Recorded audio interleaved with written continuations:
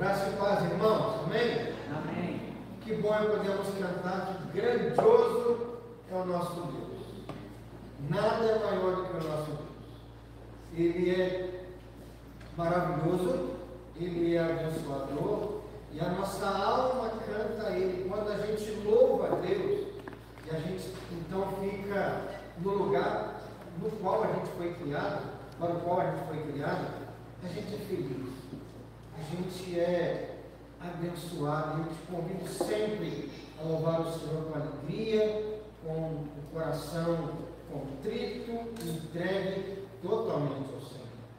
E nessa noite possamos louvar ao nosso Deus com o coração aberto. Eu te convido a abrir sua Bíblia num dos salmos mais conhecidos. Dos 150 salmos, esse é um dos mais conhecidos. Salmo de número 23.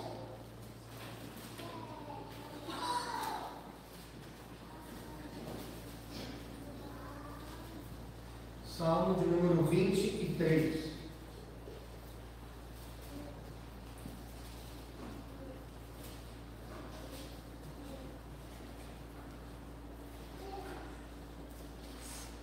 Vamos ficar em pé, irmãos, vamos todos juntos ler esse salmo.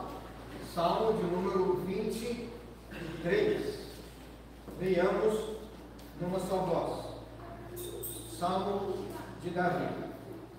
O Senhor é o meu pastor, nada me faltará.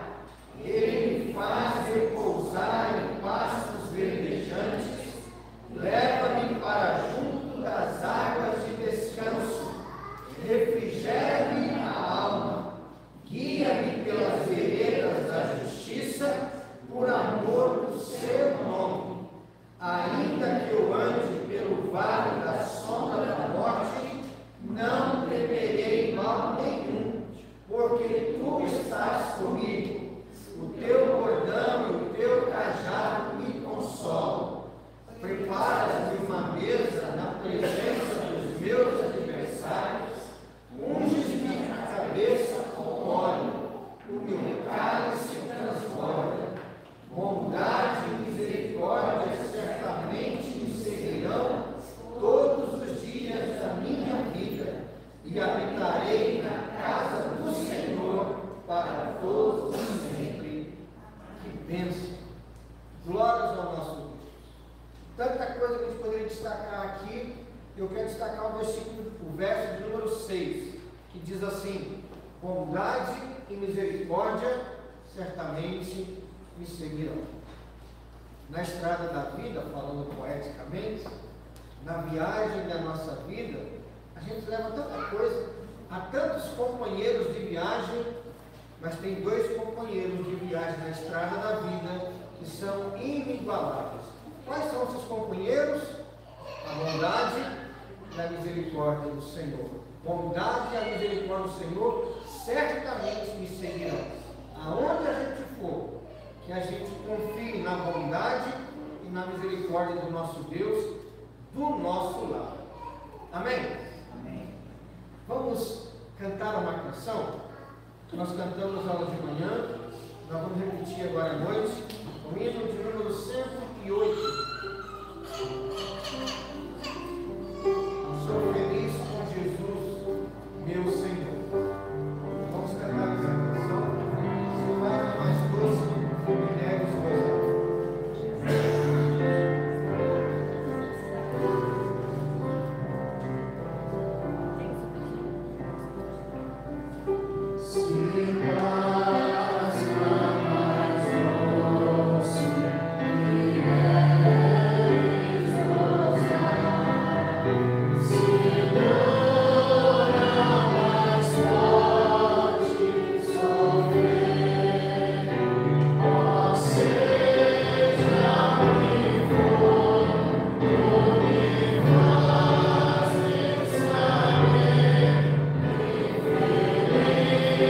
Oh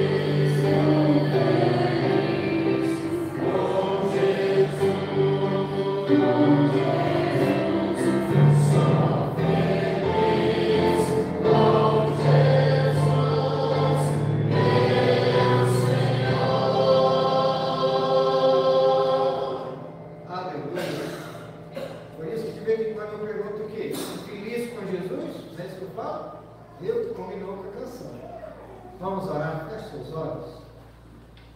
Deus querido, como nós ansiamos o dia do nosso encontro final com Jesus. Como ansiamos o dia que seremos transformados à imagem e semelhança de Cristo. Como nós ansiamos o dia que vamos herdar novos céus e nova terra. Ah, Deus, é por isso que nós te louvamos, por isso que nós te amamos, porque o Senhor nos salvou da morte, da condenação, da morte eterna, do inferno. O Senhor nos salvou por uma vida eterna, uma vida plena, uma vida saborosa, e nós te bendizemos por isso. Toda a nossa adoração, Pai, é somente para o Senhor, porque a nossa felicidade é estarmos sempre unidos com Jesus Cristo. Nessa noite, em que o teu povo se reúne aqui, receba a nossa adoração e nos abençoe com tua santa presença. Em nome de Jesus. Amém. Amém. E amém. Você pode se sentar? Nós vamos passar por um momento de cântico, de louvor nessa noite. E eu queria que você, durante o culto, você vai sempre hoje. Eu queria que nós separássemos mais um momento agora para orar. Eu queria que você orasse com o irmão que está do seu lado aí. Vamos ter um momento de oração, 2 a 2. Por alguns instantes, ore com quem está do seu lado aí. Abençoe a vida dele, abençoe a vida dela. Já ore pela sua família, filhos, netos, pelos pais. Ter um momento de oração uns pelos outros, porque muito pode a sua eficácia a súplica dos justos. E nada mais maravilhoso no meio da família de Deus, orarmos uns com os outros. Ore quem está do seu lado aí por alguns instantes, e depois, no final desse período aí de oração, daqui a alguns instantes, nós vamos orar de forma audível.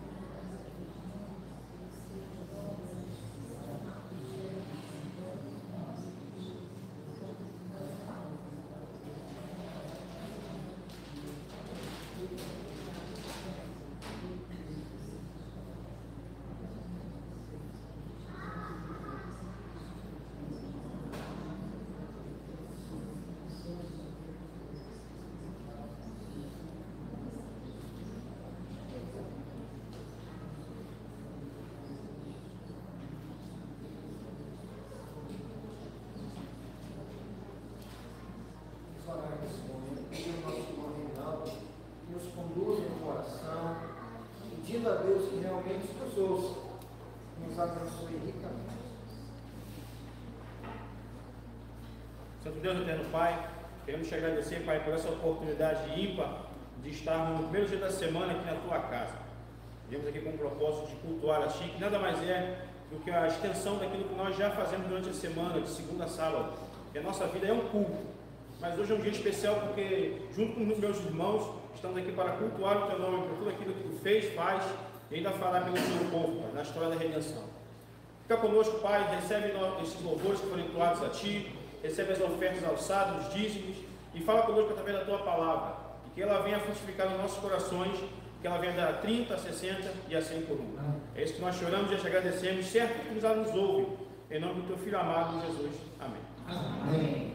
Vamos cantar o Senhor com cânticos e com o nosso coração transbordante da alegria. Se você porventura trouxe o dízimo, trouxe a sua oferta, você pode trazê-los e depositar no nosso coração. Se você manda pelo Pix, você sabe que tem o QR Code ali. Se precisar, a gente compartilha, vai pelo CNPJ da igreja também. E temos muitas frentes, nós contratamos agora para consultar os criados. E a meta é antes do final do ano, quem sabe no mês que vem, a gente pintar o tempo por fora, o prédio do lado, deixar bonito. Mexemos aí na parte elétrica, e no início do ano até pegou fogo aqui. E eles têm dado graças, a gente vai melhorando essas coisas. Claro, o espaço físico não é a igreja somos nós. Mas cuidar bem desse patrimônio que é nosso, faz bem para a nossa igreja. Né? Então vamos louvar o Senhor, fique em pé, vamos cantar com alegria.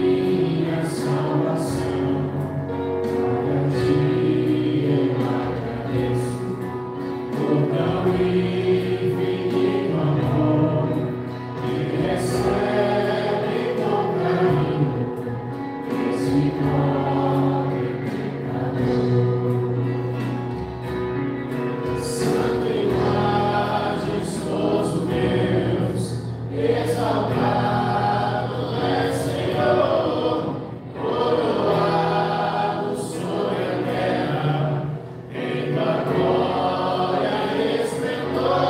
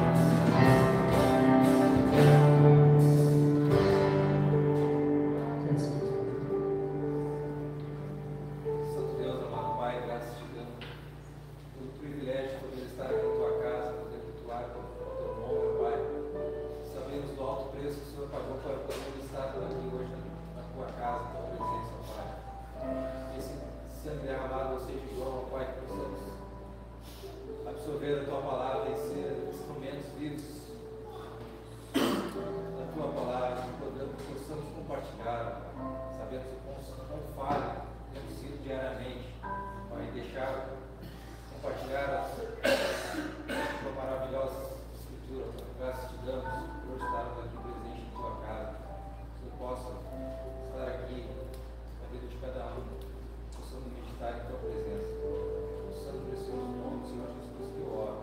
Amém.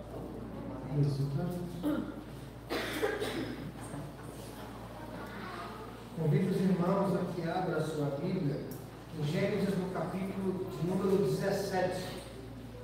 As crianças não vão sair agora, tá? Gênesis, capítulo 17.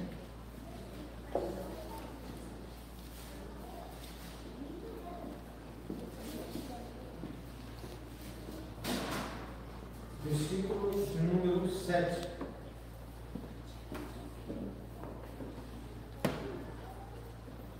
Diz assim a palavra do Senhor. Deus mudando o nome de Abrão para Abraão e entrando numa aliança com Abraão. Mas olha o que diz Gênesis 17, versículo 7. Estabelecerei a minha aliança entre mim e ti, e a tua descendência no decorrer das gerações, aliança perpétua, para ser o teu Deus e da tua descendência.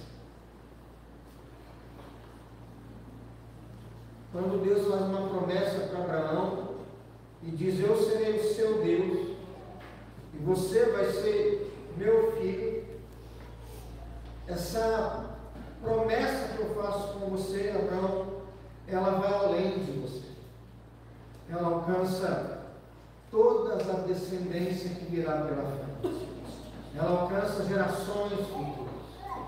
Quando nós vamos ler Gálatas, no capítulo 3, você pode conferir lá, o apóstolo Paulo vai dizer que os verdadeiros filhos de Deus não são aqueles que são descendentes de sangue de Abraão, mas os filhos de Deus são aqueles que creem em Deus, e por causa disso, eles também são chamados de filhos de Abraão.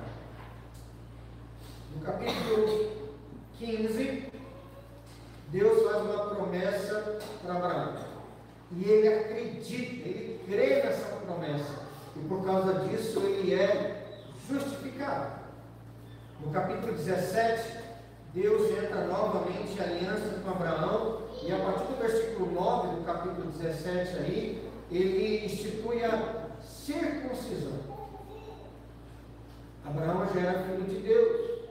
Abraão já tinha sido justificado pela fé. E agora então ele recebeu o pacto, um sinal dessa aliança para ele e para os seus filhos. E é uma promessa e uma ordem. Qual é a promessa? Serei o Deus de vocês. Qual é a ordem? Vocês vão circuncidar o macho no 8º dia. Então, queridos irmãos, vem a nova aliança. O apóstolo Paulo em Colossenses vai dizer que a circuncisão no Antigo Testamento, ela é modificada na nova aliança para um novo ritual, que simboliza também nós entrando nesse pacto com Deus. Qual é o novo ritual? Batismo. O batismo é o substituto da circuncisão da antiga aliança. E o batismo vai muito além da circuncisão. Porque na antiga aliança, obviamente, só os meninos eram circuncidados. E isso no 8º dia, de preferência. Quando se convertia ao judaísmo na fase adulta, também era circuncidado. E as mulheres? Bom, as mulheres ligadas aos pais, ao pai circuncidado, era da família da fé. Depois, quando ela casava, por causa do marido, estava ligada. Mas na nova aliança, o apóstolo Paulo vai dizer em Gálatas também, não há judeu, nem gentio, nem grego, nem bárbaro, nem cifra, nem homem, nem mulher, mas todos são um em Cristo Jesus. E agora o batismo é para homens e mulheres, sinal da nova aliança. Mas nós cremos em mais uma coisa, nós cremos que podemos batizar nossos filhos. E eu vou ler aqui um dos rituais da nossa igreja que diz assim: o batismo é um sacramento da nova dispensação, o batismo é um sacramento da nova aliança, instituído por nosso Senhor Jesus Cristo, no qual a aspersão com água em nome do Pai, do Filho e do Espírito Santo é sinal e selo da nossa união com Cristo. O batismo é um sinal de que estamos unidos a Cristo. É um sinal do resgate dos nossos pecados pelo seu sangue. É um sinal e selo da regeneração dos nossos corações pelo Espírito Santo. É um sinal e selo da nossa adoção como filhos de Deus e da ressurreição para a vida eterna. Pelo batismo, nós temos como símbolo e marco para nós de que um dia ressuscitaremos com o Senhor Jesus. Por meio desse sacramento do batismo, as pessoas batizadas são solenemente admitidas aonde? São admitidas na igreja visível e entram com Deus em uma aliança em que Ele promete ser o seu Deus e o de sua posteridade. E as pessoas batizadas prometem pertencer a Ele inteiramente. Vemos, pois, que nosso Deus não somente se apiedou de nós, não somente derramou graça sobre nós, mas admitindo-nos no número de seus filhos e na comunhão da sua igreja, Ele também se compadece da nossa posteridade. Ele fala para Abraão: a bênção para você e para a sua posteridade. Embora os filhos de crentes também pertençam à raça de Adão caída e tenham por isso uma natureza corrupta, Deus aceita nossos filhos desde a hora que nascem e os adota no número daqueles que constituem o seu povo em virtude desse pacto. 1 Coríntios 7,14 vai dizer que se pelo menos ou o pai ou a mãe forem de Deus, o filho dele é santo ao Senhor. Olha que promessa. 1 Coríntios 7,14. Assim, queridos irmãos e irmãs, os filhos dos crentes não têm menos direito ao sacramento do batismo hoje do que a descendência de Abraão tinha direito à circuncisão. De outro modo, a Escritura nos não daria aos filhos de crentes o nome de santos. Com que a Sagrada Escritura são designados os membros da igreja, ou seja, quem é membro da igreja? A Escritura chama de santo, aos santos que vivem em tal lugar, aos santos que vivem em tal lugar. O 1 Coríntios 7,14 diz que os nossos filhos são santos, então eles precisam, devem, podem pertencer à igreja de Jesus. E se o batismo é um sinal e selo de pertencimento à igreja de Jesus, não podemos negar para os nossos filhos o batismo em nome do Pai, do Filho e do Espírito Santo. Porque das crianças, das tais, é o reino de Deus. Marcos capítulo 10. E agora, Deus concede a uma família muito querida nossa, aos irmãos Reinaldo e Gaiane, a graça de trazer seus filhos que nasceram há pouco tempo, os gêmeos, João Lucas e João Lucas e João Marcos. Não, eu estava lembrando, só deu uma pausa dramática. João Lucas e João Marcos. Eu até anotei para não esquecer. Eu até consigo diferenciar agora quem se olhar. E é um privilégio para vocês, que são santos, que pertencem à igreja, trazer os filhos de vocês para serem batizados. Em nome do Pai, do Filho e do Espírito Santo, crendo que a promessa que é para vocês, também se estende à posteridade aos filhos de vocês. Então, quero convidar os presbíteros a virem aqui à frente nesse momento. Também vamos convidar a família a vir aqui à frente, daqui a pouquinho.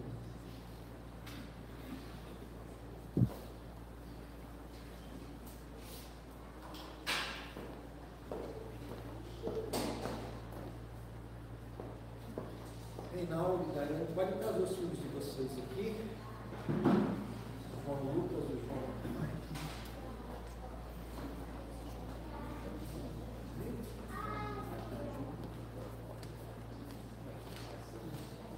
João Lucas e João Marcos. Você veio? Não. Muito bem. Quero fazer umas promessas que é de compromisso para vocês. Vocês creem em Deus Pai Todo-Poderoso, Criador do céu e da terra? Vocês creem em Jesus Cristo, seu único Filho, nosso Senhor, o qual foi concebido por obra do Espírito Santo, nasceu da Virgem Maria, padeceu sob o poder de Pôncio Pilatos, foi crucificado, morto e sepultado, ressurgiu dos mortos no terceiro dia, subiu ao céu e está sentado à mão direita de Deus Pai Todo-Poderoso, de onde há de vir e julgar os vivos e mortos. Vocês creem nisso? Cremos. Vocês creem no Espírito Santo, em uma só igreja, universal, na comunhão dos santos, na remissão, perdão dos pecados, na ressurreição do corpo e na vida eterna?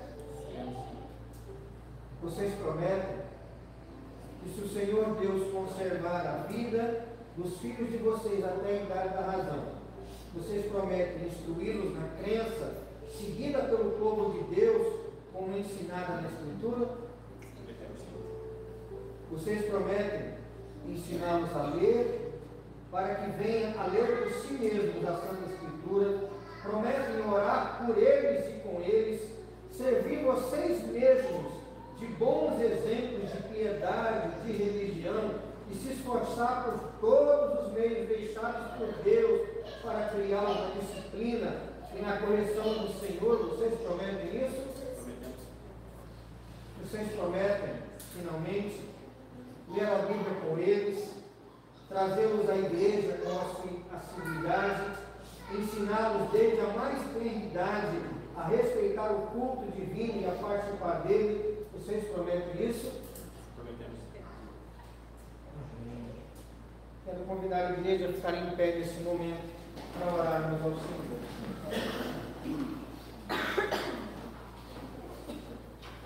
É um momento muito especial. É um momento rico para nós. E quando nós batizamos as crianças, estamos dizendo que elas pertencem ao reino do céu, tanto quanto nós adultos. Não são crentezinhos, crentinhos, são filhos de Deus. O valor delas é exponencial no reino de Deus. Vamos orar? Feche seus olhos nesse instante. Eu vou pedir ao nosso irmão Daniel que nos faça uma oração nesse momento, para que as promessas feitas pelos pais aqui, Deus dê força e condição para eles cumprirem em nome de Jesus. Senhor nosso Deus, agradecemos, Pai, por este momento, Deus, por essa família aqui na frente, Deus, por essas crianças, Pai, que o Senhor trouxe para compor a tua igreja, Deus. Agradecemos pela vida dos pais que, desde sempre, Pai, sabemos as lutas, as dificuldades que eles tiveram, mas o Senhor os sustentou, Deus, sustentou a cada um deles, Deus, para estar aqui neste momento, Deus. Te agradecemos, Pai, em especial pela vida também do João Lucas e do João Marcos, Deus. Te agradecemos por eles estão aqui hoje, Deus, e em nome dos pais deles, tudo que o Senhor preparou, Pai, para os pais deles, para a família deles, Deus, pela tua palavra, Deus. Te agradecemos por esses filhos aqui, Deus. Pedimos ao Senhor, Pai, que essas promessas, Pai, esses compromissos assumidos por estes pais aqui, Pai, possam ser amados, Deus, que o Senhor possa dar a eles, Pai, sabedoria e discernimento, Pai. Que o João Lucas e o João Marcos, Pai, possam crescer, Deus, na tua igreja, e certos, ó Deus, que o Senhor cuida deles, que o Senhor os sustenta, Deus, que eles possam crescer com o seu amor, a sua graça em seus corações. Pedimos a Deus, nesse momento de batismo, Deus, que isso possa fortalecer também, não só eles, Deus, mas a nossa igreja, Deus, que a nossa igreja possa continuar crescendo, Deus, e te agradecemos, Pai, porque sabemos que é o Senhor que nos sustenta. E em nome do seu Filho Jesus, que nós agradecemos por este momento. Amém. Amém.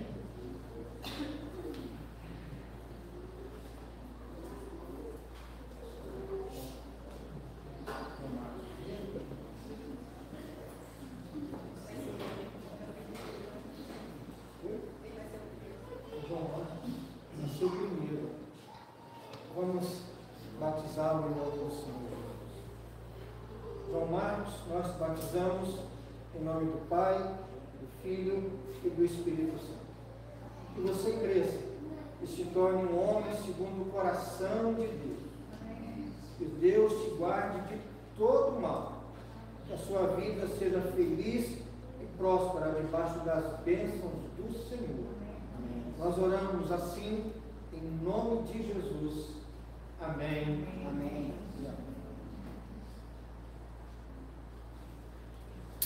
Com Lucas.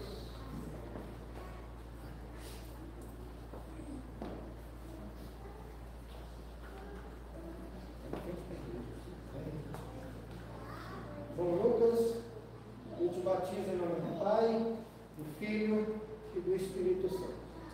E assim como seu irmão, você cresça para ser um homem valente, um homem de bem, um homem da palavra de Deus, um homem de oração. Deus te dê dons e talentos, que você os use no reino do Senhor, que você seja próximo de Deus. Pai querido, nós oramos por essas crianças, cheios de gratidão, porque vê-los aqui na igreja, os seus pais os apresentando e prometendo criá-los diante do Senhor. Ó Deus, que coisa maravilhosa! Os pais tenham condição de cumprir suas promessas para a glória e honra do Senhor. Assim oramos em nome de Jesus. Amém. Estão olhando para mim? Primeira vez que eu já batizei muita criança. Mas é a primeira vez que é gente.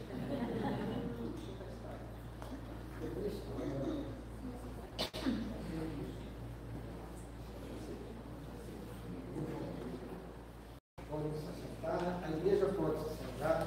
Depois, no final do curso, podem levantar os pais, os presbíteros também. Muito obrigado. Que bênção que é estarmos aqui.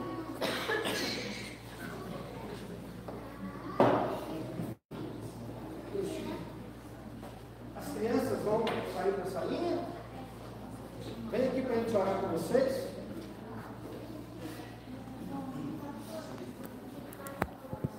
Você machucou aí?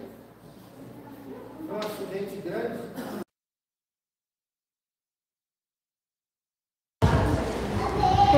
Que bênção! Isso! Ai, ai. Vamos orar para que Deus as abençoe, as ilumine, em nome do Senhor Jesus. Isso, estão chegando aí. Assustou. Isso. Eu vou pedir à nossa irmã Aline que ore pelas crianças. Nós te louvamos, nós te agradecemos, Senhor, por mais esse momento, estar na tua presença. Queremos agradecer, Senhor, por esse momento tão especial, sabendo todo louvor e toda honra é especial aqui, Senhor. Nós agradecemos, Senhor, por esse capítulo, por João Pedro, por João Lucas, que realmente seus pais possam estar cada dia, Senhor, levando o que eles têm criado nos teus caminhos. Pelas nossas crianças, Senhor Deus, que agora vai passar a linha, que tu esteja, Senhor Deus, através da professora, que tu esteja falando a esses corações, nós te louvamos e te agradecemos no nome do Senhor Jesus Cristo. Amém. Muito bem, vamos lá então para a salinha. Você quer subir no púlpito aí? Bênção.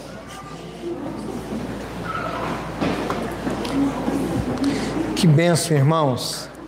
Que bênção. Eu fico extremamente emocionado. Nós lembramos do batismo do Mateus, da Samara. Foi sempre um momento muito maravilhoso. Eu lembro de crianças que eu batizei, assim, Esse ano eu completei 16 anos de ordenação em julho. Então eu batizei criança de 3, 4 anos que já é adolescente, assim, e que trabalha na igreja e tal. Para pastor é uma alegria muito grande. E é um compromisso de toda a igreja orar pelo João Lucas e o João Marcos. Certo? Muito bem. Te convido a abrir a sua Bíblia, Isaías capítulo 5. E quero que você deixe aberto em Isaías capítulo 5. Nós vamos passear por esse capítulo.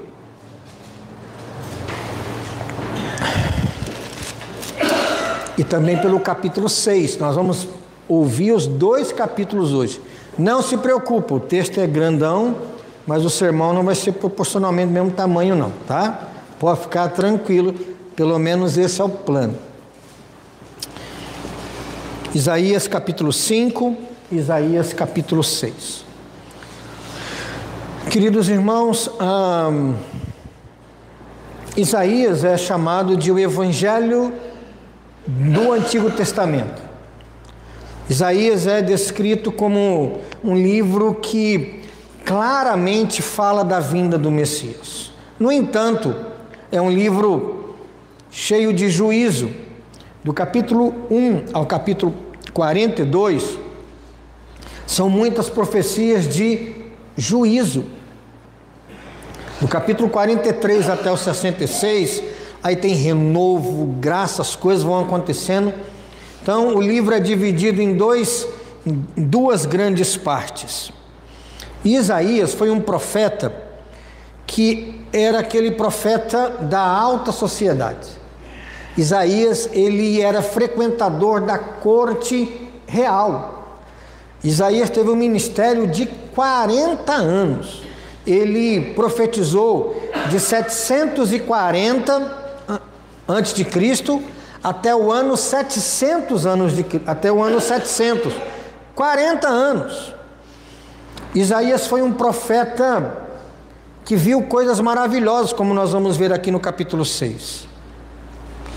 Mas apesar disso, Isaías também, apesar das profecias da vinda do Messias, maravilhoso conselheiro, príncipe da paz, pai da eternidade, também ele pegava pesado com Israel, pegava pesado com Jerusalém. Deus usou a boca de Isaías para trazer o povo de volta ao entendimento que estavam fazendo coisa errada. E o capítulo 5, o capítulo 6, no primeiro momento vai parecer que não tem nada a ver, mas são completamente ligados. E diz assim o capítulo 5 de Isaías, de 1 a 7. Agora cantarei ao meu amado o cântico do meu amado a respeito da sua vinha. O meu amado teve uma vinha num outeiro fertilíssimo. Sachou-a, limpou-a das pedras e a plantou de vides escolhidas. Edificou no meio dela uma torre e também abriu um lagar. Ele esperava que desse uvas boas, mas deu uvas bravas. Agora, pois, ó moradores de Jerusalém e homens de Judá, julgai-vos, peço, entre mim e a minha vinha. Que mais se podia fazer ainda a minha vinha que eu lhe não tenha feito? E como esperando eu que desse uvas boas, veio a produzir uvas bravas? Agora, pois, vos farei saber o que pretendo fazer a minha vinha.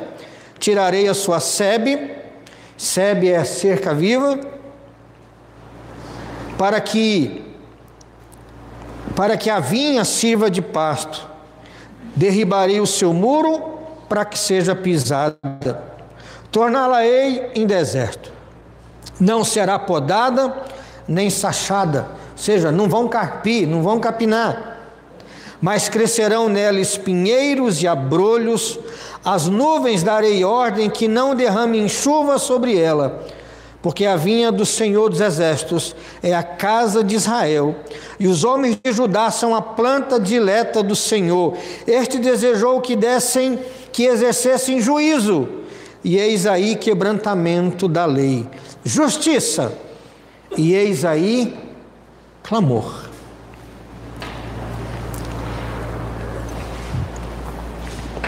A parábola da vinha má, ela vai dizer, é um cântico do meu amado ao meu amado, porque o meu amado teve um outeiro, uma vinha fertilíssima.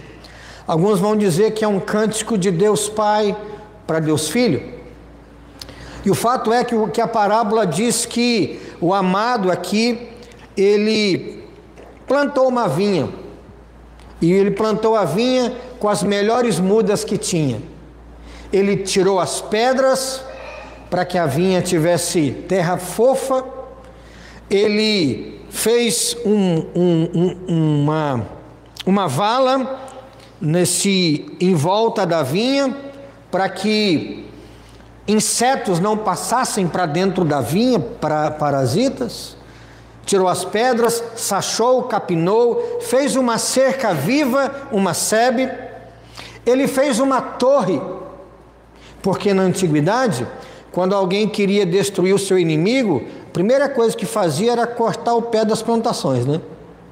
Imagine uma vinha desprotegida e o inimigo querendo cortar logo lá perto das raízes, o prejuízo era grande. Então uma torre de vigia, para ficar vigiando, para o inimigo não podar as vinhas no lugar errado. Ele fez tudo.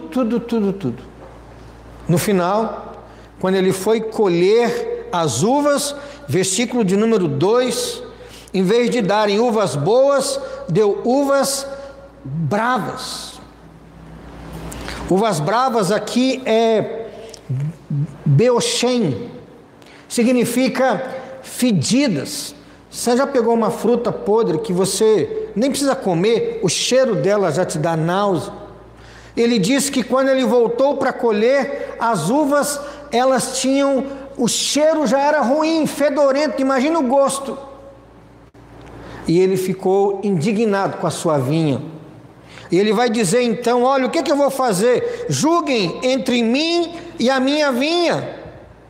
Está aí. Versículo 5 vai dizer, agora vos farei saber o que pretendo fazer à minha vinha. Eu vou tirar a cerca da vinha. Eu vou tirar aqui tirando a cerca para que a vinha sirva de pasto. O animal quiser entrar e comer, fica à vontade. Eu vou derribar o seu muro para que ela seja pisada. Eu vou deixar esse lugar deserto. Não vai ser podada no jeito certo, não vai ser capinada. Vão crescer nelas abrolhos e espinhos, e eu vou dar ordem para que não chova do céu, porque essa vinha aí precisa ser destruída. Versículo 7, porque a vinha do Senhor, olha que texto, porque a vinha do Senhor dos Exércitos é o quem? É a casa de Israel, e os homens de Judá são a planta dileta do Senhor. Este desejou que exercessem juízo. Deus queria que o povo tivesse juízo. No entanto, o que o povo fazia? Quebrava a lei, quebrantamento da lei. Ele esperava que tivesse justiça ali, mas havia clamor de quem era injustiçado. Queridos irmãos, se a vinha é o povo de Deus, é Jerusalém, se a vinha é a casa de Israel, é o povo de Judá, como é que essa parábola se encaixa no povo de Israel? Deus tirou o povo do Egito e levou para uma terra que mana leite e mel. Tinha pedras lá, nações que adoravam falsos deuses, que poderiam fazer os homens e as mulheres de Israel caírem. Pois bem, Deus matou aqueles povos, Jebuseus, Girgazeus e um monte de Zeus lá. Deus cercou esse povo com uma cerca viva, a própria palavra de Deus, a lei de Moisés, para protegê-los, para que não entrasse nada de mal. Deus guardou esse povo. No entanto, com o passar dos anos, preferiram um rei humano do que Deus como rei. No passar dos anos, eles começaram a adorar falsos deuses, parar de adorar no templo, iam adorar nos montes. Com o tempo, eles estavam adorando Baal, a deusa Astarote, adorando Moloque e tantos outros deuses. E o povo em constante pecado contra Deus. Pois bem, irmãos, percebem quem é a vinha? Em que momento essa vinha se desviou e Deus olhou para o povo esperando adoração, em espírito e em verdade, esperando culto, esperando sacrifícios feitos de coração. Mas não era incomum o povo levar animal que não era perfeito, uma orelha murcha aqui, uma pata manca ali, e eles não adoravam a Deus como deveriam. Essa vinha tinha tudo para produzir uvas boas, mas produziu uvas fedorentas. Que uvas bravas são essas? Olha o versículo 8. A partir do versículo 8, Isaías vai falar, como boca de Deus, pelo menos 6 palavras de destruição, de derrota e de quebrantamento contra o povo. E cada ai desse descreve um pecado dessa nação. Por que que Deus ia destruir a vinha? Por que que Deus ia trazer a Babilônia, os caldeus, para destruir Jerusalém e a cidade de Judá? É por causa dos frutos bravos, das uvas bravas. E quais eram esses frutos ruins? Olha o que diz aí, pelo menos 6 frutos ruins, versículo 8 a 10.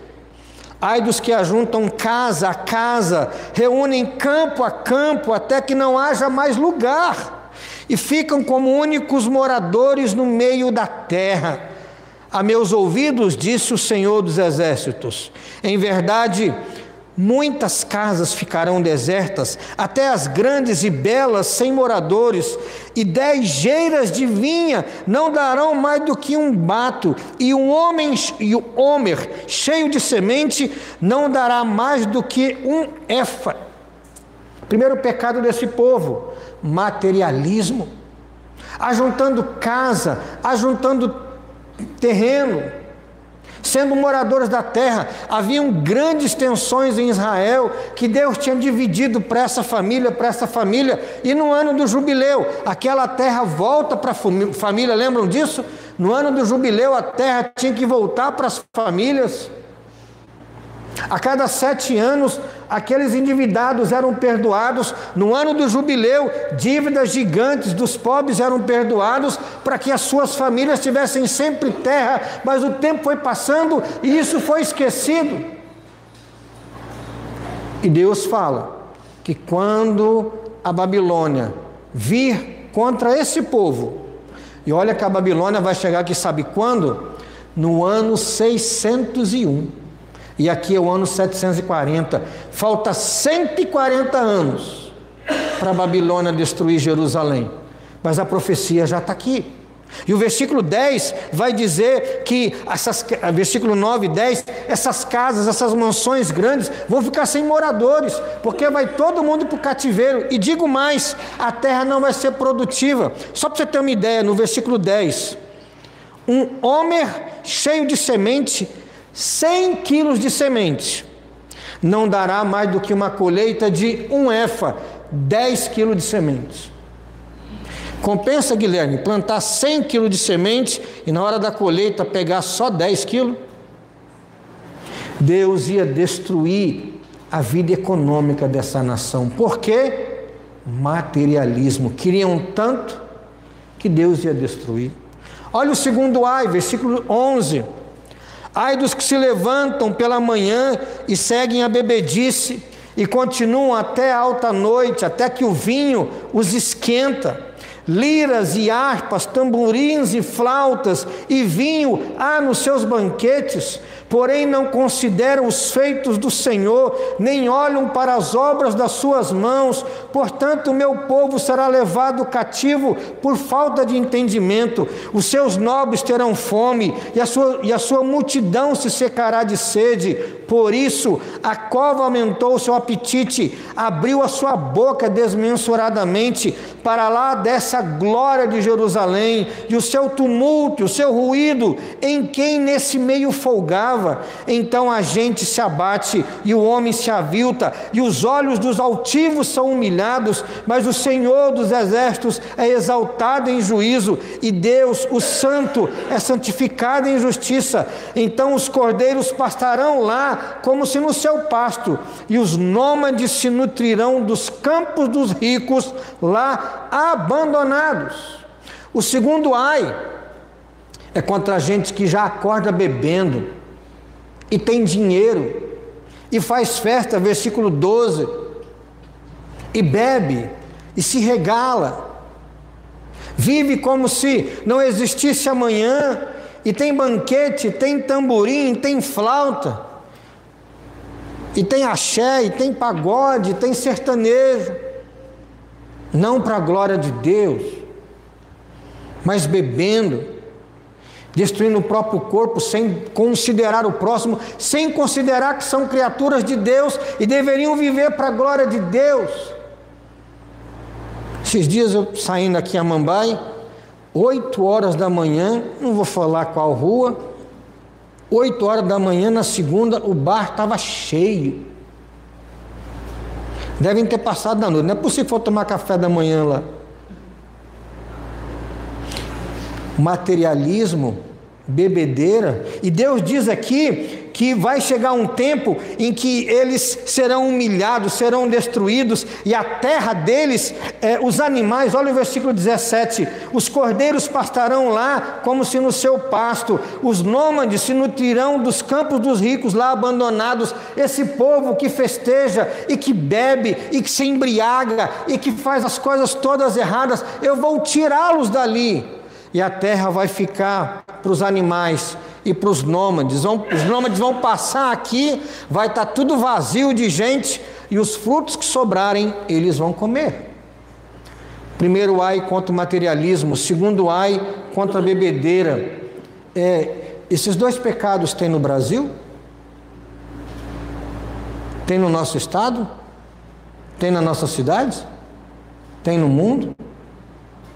O terceiro ai, o terceiro fruto ruim aqui, ó, versículo 18: ai dos que puxam para si a iniquidade com cordas de injustiça, e o pecado como com tirantes de carro, e dizem, aliás, deixa eu ler o 18 novamente, olha só: ai dos que puxam para si iniquidade com cordas de injustiça, e o pecado como com tirantes de carro. Ele está falando assim, eles têm tanto pecado, tanta injustiça, que eles não conseguem mais carregar, eles carregam os pecados em carroças, porque não dá para carregar nas costas, de tão pecaminosos que são. Versículo 19, e dizem, aí vão desafiar a Deus, apreste-te Deus, leve a cabo a sua obra, para que a vejamos, aproxime-se, manifeste-se o conselho do Santo de Israel, para que conheçamos.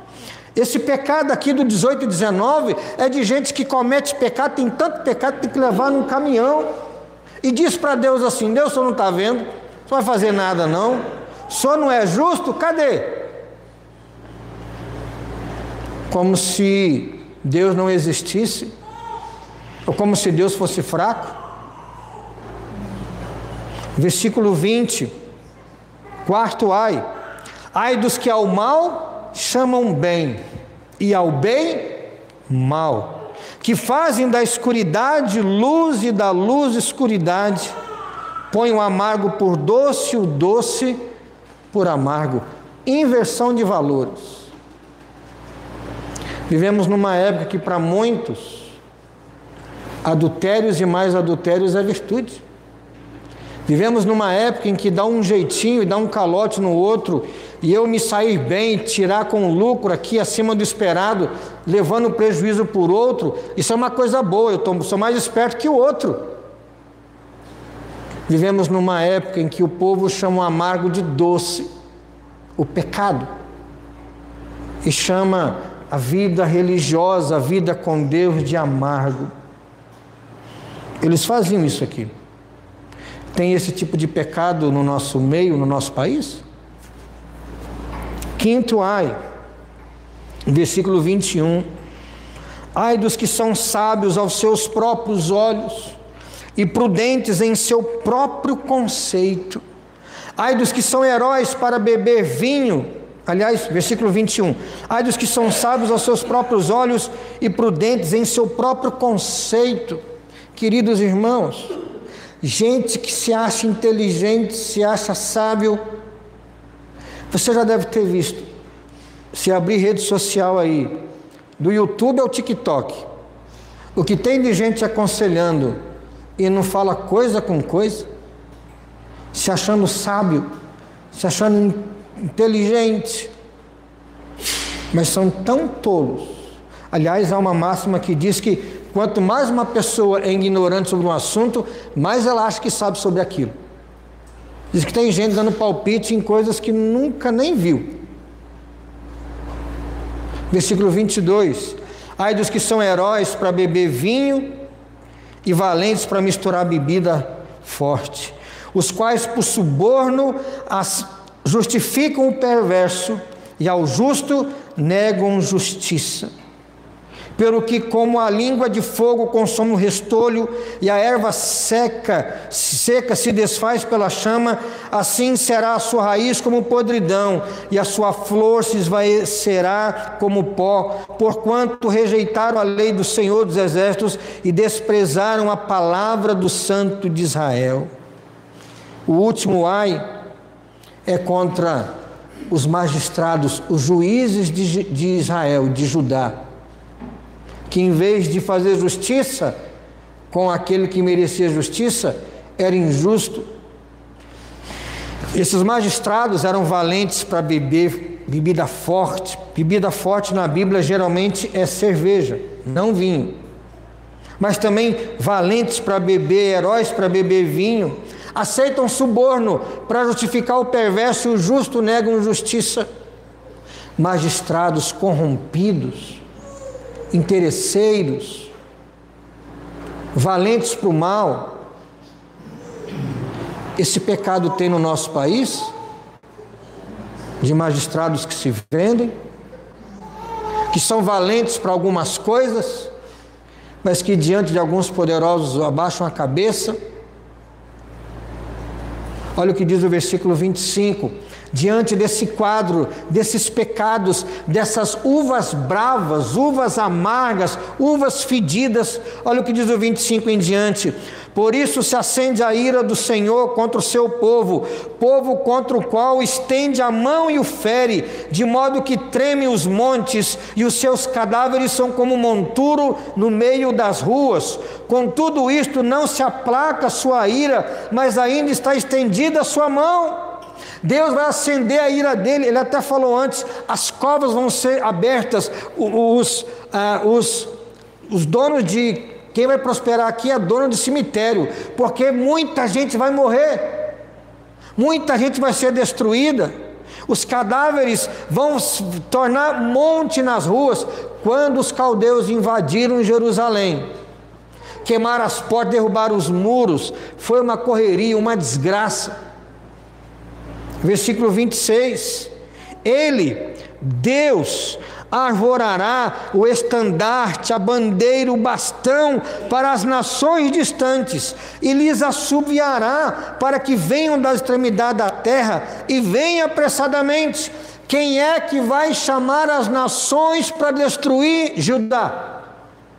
Deus, por causa do pecado da nação.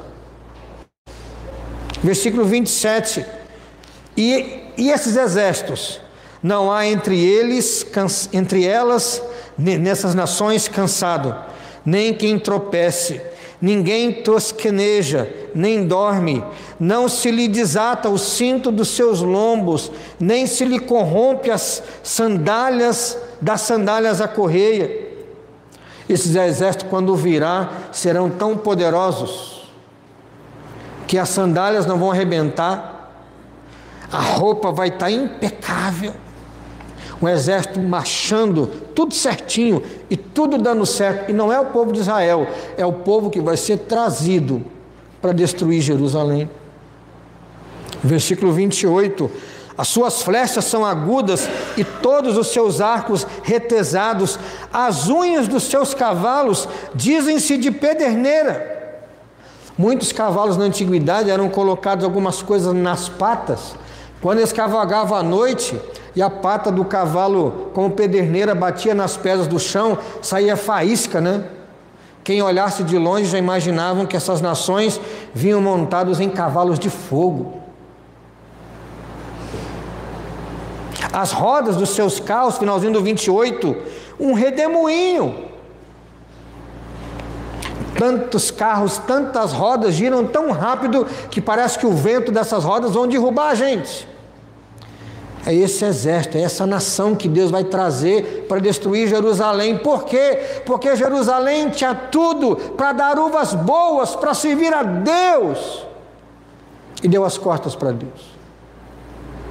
Versículo 29: o seu rugido, o rugido dessa nação que vem para destruir Jerusalém, é como o do leão, rugem como os filhos de leão, e rosnando arrebatam a presa e a levam, e não há quem a livre. Bramam contra eles naquele dia, como o bramido do mar. Se alguém olhar para a terra, eis que só há trevas e angústia, e a luz se escurece em densas nuvens.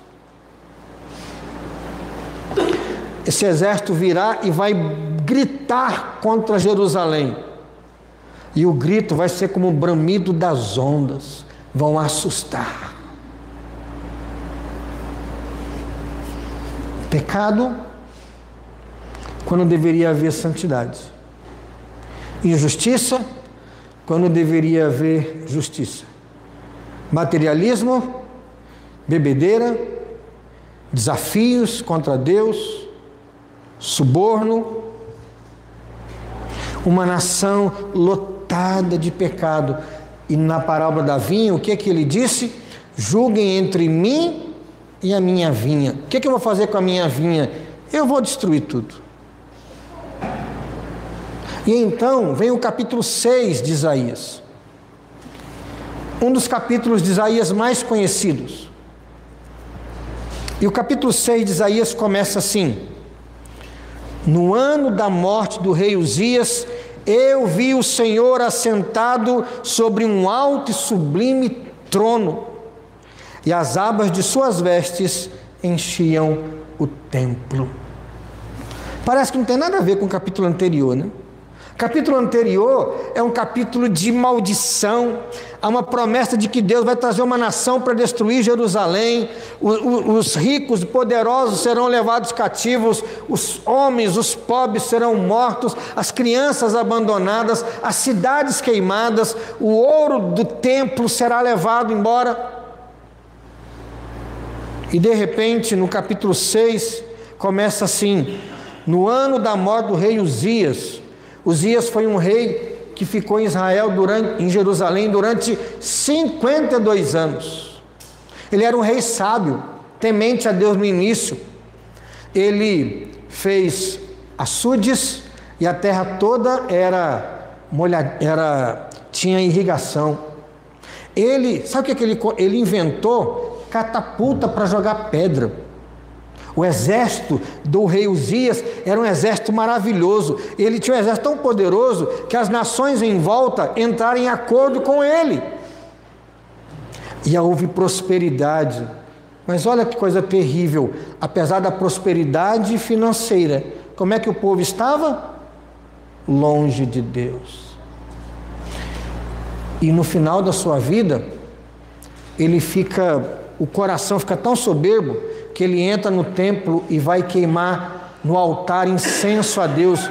E os sacerdotes falam assim: você, rei, não pode queimar incenso, só os sacerdotes. E ele fica bravo: não, eu sou o rei e eu vou queimar incenso aqui. E lá em 2 Crônicas 20, 24 ou 22, diz que o coração dele se exaltou, e Deus naquela hora botou uma praga nele, lepra, e Deus matou Uzias. E o texto do capítulo 6, então esse rei, 52 anos, ele morreu. A nação está cheia de pecado. Onde é que Isaías vai, gente? Isaías vai para o templo, porque se tem desgraça, se a vida está apertada, geralmente a gente corre para quem? Para Deus, e é isso mesmo. E lá ele vê o Senhor assentado sobre um alto e sublime trono, e as abas de suas vestes enchiam o templo. Talvez, se você ler só o capítulo 5, vai pensar assim: Deus não está no trono, né? Olha como é que as coisas estão dando errado. Nação cheia de pecado, todo mundo desobediente. Deus foi destronado, Deus foi tirado do trono. Mas o capítulo 6, a primeira visão, a grande visão de Isaías é: eu vi o Senhor assentado num alto e sublime trono. O mundo está capotando, irmãos. É guerra aqui, guerra ali, e drogas e bebida e tal. O mundo está caótico. Deus está no trono. Essa é a mensagem aqui. E as abas de suas vestes enchiam o templo. Ocupava todo o espaço. Versículo 2: serafins estavam por cima dele, cada um tinha 6 asas, com 2 cobriu o rosto, com 2 cobriu os seus pés, e com 2 voavam. 6 asas para adorar a Deus, e 2 asas para voar e obedecer a Deus. A gente sempre adora mais do que trabalha, porque a nossa salvação não é pelas obras, é pela graça de Deus. Versículo 3: e clamavam uns para os outros, dizendo: Santo. E o outro dizia: Santo. E o outro dizia: Santo é o Senhor dos exércitos, toda a terra está cheia da sua glória. Eu lembro que meu professor, reverendo Ludigeri, foi meu professor de teologia. Esse é o nome da matéria, teologia contemporânea, alguma coisa assim.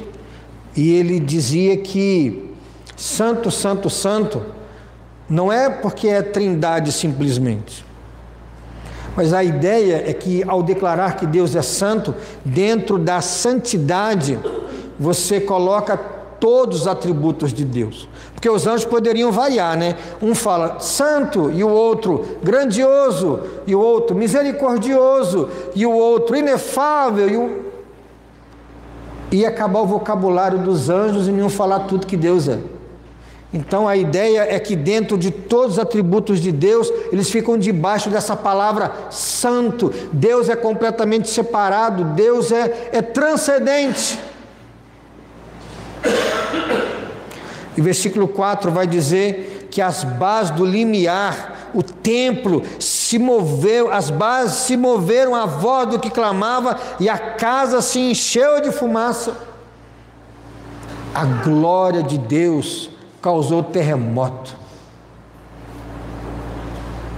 Então disse eu, versículo 5: ai de mim. Ai. Mas no capítulo 5, o ai é dito para quem? Para os pecadores. O ai é dito para quem?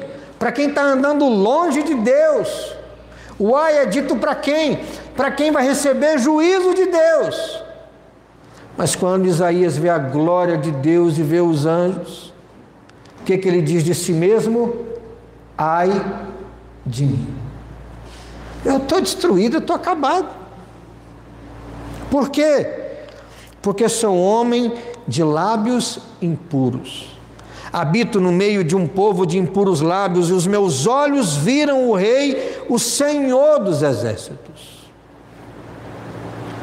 Quando Isaías vê aquela visão espiritual, obviamente aqui, uma dimensão que a gente não conhece, né? Vê a glória de Deus, ele vê o Senhor sentado no alto sublime trono, as abas de suas vestes enchendo o templo, serafins voando. Ele diz: ai de mim, porque eu vi o Senhor. Eu vi a glória do Senhor. Ai de mim, eu sou tão pecador quanto esse povo aí. Toda vez que você vê na Bíblia alguém se encontrando com Deus, ele não fica assim, que bom, Jesus, que você está aqui. Não. Toda vez que na Bíblia alguém tem um encontro com Deus, ele fica desterrado. Manoá, pai de Sansão e sua esposa, quando o anjo do Senhor fala que eles vão ter um filho e tem as regras, quando o anjo sobe para o céu, na fumaça do holocausto oferecido a Deus, Manoá fala assim: nós vamos morrer, mulher, porque nós vimos Deus. Quando Ezequiel tem uma visão de Deus, ele cai no chão como morto. Quando os discípulos têm uma pesca maravilhosa, e aliás, passaram a noite pescando, não pescaram nada, Jesus chega e fala assim: joga ali do lado direito. E eles jogam a rede, e quando eles puxam a rede, tem tanto peixe, tanto peixe, tanto peixe, que os barcos quase afundam. O que é que os discípulos falam com Jesus? Jesus, que bom, dá um abraço aqui. Pedro fala assim: Senhor, sai daqui, se afasta, porque eu sou pecador.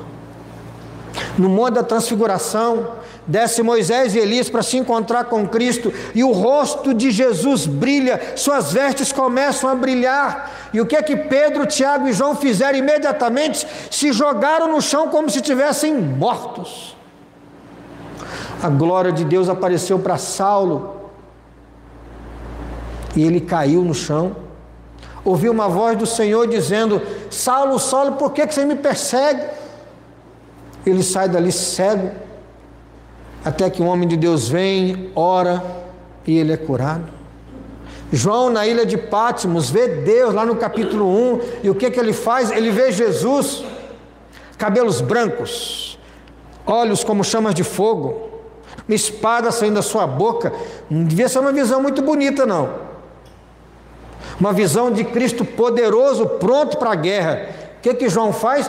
Abraça Jesus. Ele cai no chão quase como morto. Eu estou dizendo isso, irmãos, porque há tantas igrejas em que as pessoas saem falando assim: não, eu vou lá porque lá hoje eu vou ver a glória de Deus. Eu vejo Deus em tudo. Não vê não. Porque grandes homens, e todos eles que viram a glória de Deus, caíram no chão. Quando Isaías percebe a glória de Deus, ele fala: ai de mim. E é por isso que no versículo de número 6, então, diz assim: então um dos serafins voou para mim, trazendo na mão uma brasa viva que tirara do altar com uma tenaz. Com a brasa tocou a minha boca e disse: eis que ela tocou os teus lábios, a tua iniquidade foi tirada e perdoado o teu pecado. Queridos irmãos, o perdão dos nossos pecados, ele só vem a partir do altar. E muitos estudiosos acham que o altar aqui, que esse anjo pega ali, o altar de incenso, você sabe, ficava incenso queimando para ter fumaça ali no Santo dos Santos. E o anjo, com uma tenaz, pega uma brasa viva, põe na boca de Isaías. Você acha que doeu? É claro que doeu. Tirar o nosso pecado doeu muito para Jesus. Para que você fosse perdoado, Jesus teve que ser condenado. Aliás, deixa eu falar uma coisa para você. O perdão de Deus para nós, ele não é de graça, no sentido de que não custa nada, custa muito para Deus, é de graça para mim, mas para perdoar você e a mim, porque nenhum pecado fica sem castigo, tá? Quando Deus perdoa o pecado, quer dizer que Ele apaga. Não. Deus não faz isso com o pecado. O meu pecado, para ser perdoado, ele teve que ser cobrado em Jesus. E os pecados que a gente ainda vai cometer, irmãos, infelizmente, todos também já foram pagos pelo Senhor Jesus. O altar traz dor, mas o maior altar e o grande ápice do altar para nos salvar é exatamente a cruz do Calvário. E ele vai dizer então: a tua iniquidade foi tirada, versículo 7, e perdoado o teu pecado. Versículo 8: depois disto ouvi a voz do Senhor que dizia: a quem enviarei? E quem há de ir por nós? Você já ouviu pregação nesse texto? Geralmente os pregadores dizem como foi a resposta de Isaías. Geralmente é assim: irmãos, vamos ser como Isaías de falar o que para Deus? Eis-me aqui, envia-me a mim. Não é assim que todo mundo quase prega? Não é isso que está acontecendo aqui. A visão de Deus derrubou Isaías. Sua boca está queimando, cheia de dor. A profecia que ele acabara de registrar é uma profecia de morte no capítulo 5. E ele então ouve Deus falando dentro da Trindade: a quem enviaremos? Quem há de ir por nós? E talvez Isaías respondesse, sabe como? Eis-me aqui, envia-me a mim.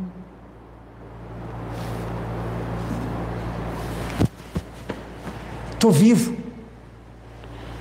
Ele não responde gritando na frente: Deus pode me enviar, não. Ele responde quebrantado. Ele responde com a boca no pó. Queridos irmãos, homens e mulheres que Deus usa são aqueles que não se acham os melhores, nem os grandes, mas que reconhece que precisa é da bênção e da glória de Deus. Isaías fala: eis-me aqui, Senhor, envia-me a mim.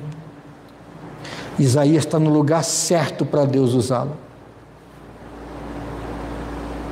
Versículo 9: então disse ele: vai e diz a este povo: ouvi, ouvi, e não entendais, vede, vede, mas não percebais. Torna insensível o coração deste povo, endurece-lhes os ouvidos e fecha-lhes os olhos, para que não venha ele a ver com os olhos e ouvir com os ouvidos e a entender com o coração e se converta e seja salvo. Deus está falando assim: Isaías, a profecia do capítulo 5, ela vai se cumprir. Eu vou destruir esse povo, mas você vai pregar para esse povo. Só que ninguém vai te ouvir, ninguém vai te obedecer, mas você vai pregar para esse povo, porque eu não quero que eles se convertam. Por quê? O texto continua, versículo 11: então disse eu. Aí Isaías já deve ter perguntado assim, um pouquinho mais animado, que não morreu antes, né? Até quando, Senhor? Até quando que eu vou pregar aí e o ministério não vai prosperar? Até quando que eu vou pregar e não vou poder gritar: sou um vencedor, sou um vencedor? E Deus responde para ele, versículo 11: até que sejam desoladas as cidades e fiquem sem habitantes, as casas fiquem sem moradores e a terra seja de todo assolado. Você vai pregar, Isaías, até chegar o meu juízo sobre esse povo. Isso tem a ver com a gente? Até quando a gente vai pregar o evangelho no mundo, irmãos?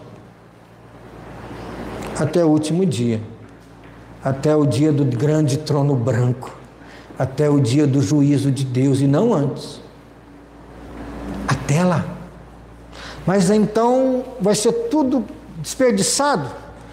Versículo 12: e o Senhor afaste dela os homens, no meio da terra seja grande o desamparo. Então você vai pregar até o juízo chegar. Versículo 13: mas se ainda ficar a 10ª parte, tornará a ser destruída, como o terebinte, como o carvalho, dos quais, depois de derribados, ainda fica o toco, a santa semente é o seu toco. O capítulo não termina para baixo, tá? Como diz os moderninhos, down. O capítulo termina para cima. A última coisa que Deus fala para Isaías é: você vai pregar, Isaías, e eu vou matar esse povo. Mas olha, no final eu vou trazer de volta. Pode ser que venha 10%. Eu ainda vou dar uma peneirada nesses 10%. E vai ficar um toco. Vai ficar uma semente santa. Vai ficar, qual é aquela expressão? Do remanescente fiel. Quando o povo voltou da Babilônia, gente, era um povo tão menor, era tão menos gente. Mas sabe o que essa santa semente, esse povo pequenininho guardado fez? Lembra de José e de Maria, tementes a Deus? Lembra de Isabel e de Zacarias, pais de João Batista? Lembra de Ana e Simeão, que estavam no templo e viram Jesus recém-nascido? Quando Jesus nasce em volta dele. Haviam homens e mulheres que eram um remanescente fiel. Deus não destruiu tudo, mas um remanescente fiel foi guardado pelo Senhor. E desse remanescente fiel nasceu um toco. Como diz o capítulo 11, do tronco de Jessé sairá um rebento e das suas raízes um renovo. E hoje, irmãos, eu não sei quantas pessoas estão salvas hoje. Não sei. João disse que ele viu lá para o céu lá e tinha uma multidão louvando a Deus que ninguém podia enumerar. Mas se há um remanescente fiel hoje, que prega e trabalha para Jesus brotar no coração das pessoas através da fé nele, que você e eu façamos parte desse remanescente fiel, que diz para o Senhor: Senhor, eis-me aqui. Eu não vejo nada em mim não, Senhor, mas se o Senhor quiser, pode me usar. E Deus nos usa, e Deus nos abençoa. E a partir desse momento, Isaías se tornou um outro tipo de profeta. Até o capítulo 4, está sempre assim: palavra do Senhor que veio para Isaías a respeito de Jerusalém. Palavra do Senhor que veio para Isaías a respeito de Judá. Palavra do Senhor que veio Depois do encontro com Deus, você vai encontrar diversas vezes assim: veio a palavra do Senhor a mim. Uma visão da glória de Deus nos faz homens e mulheres prontos para pregarmos o Evangelho com fidelidade. Até quando, gente? Até o último dia. Até o dia do juízo final. Vamos orar? Fecha os olhos. Santo Deus, muito obrigado pela tua graça que nos é concedida através da riqueza infinita da tua palavra. Que, olhando para a Bíblia, possamos ver Jesus, encontrar Jesus, e esse encontro com Jesus mude a nossa vida.